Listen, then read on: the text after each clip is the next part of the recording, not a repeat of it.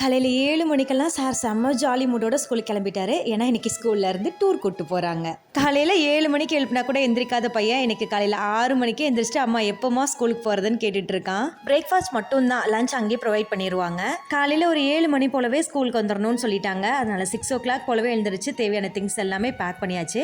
காலையில் சூடாக ஒரு கப் காஃபி குடிச்சிட்டு எங்களுக்கு வெங்காயம் தக்காளிலாம் போட்டு சட்னி வதக்கி மட்டும் வச்சிட்டேன். வந்ததுக்கப்புறமா ரெடி பண்ணிக்கலான்னு பிரணவ் பிரகி 2 பேத்துக்கும் ராகி சேமியா தான் ரெடி பண்ணியிருந்தேன். தம்பி ஸ்கூல்ல ட்ரிப் போகிறது இதுதான் ஃபர்ஸ்ட் டைம். நானும் ஸ்கூல் படிக்கும்போது எந்த ட்ரிப்புமே போனதில்லை. அப்பா ரொம்பவே பயந்துட்டு எங்கேயுமே அனுப்ப மாட்டாங்க. காலேஜ் படிக்கும்போது ஐவி கம்பல்சரின்னு சொன்னதுனால அதுக்கு மட்டும் அனுப்பி நானும் அப்பா கிட்ட எவ்வளவோ கேட்பேன். அப்பா கண்டிப்பாக அனுப்ப மாட்டாங்க.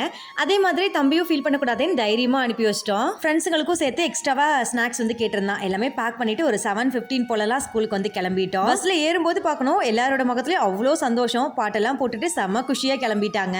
தம்பியை ஸ்கூல்ல விட்டுட்டு வந்ததுக்கு அப்புறமா எங்களுக்கு பிரேக்ஃபாஸ்ட்டுக்கு தோசை ரெடி பண்ணியிருந்தேன்.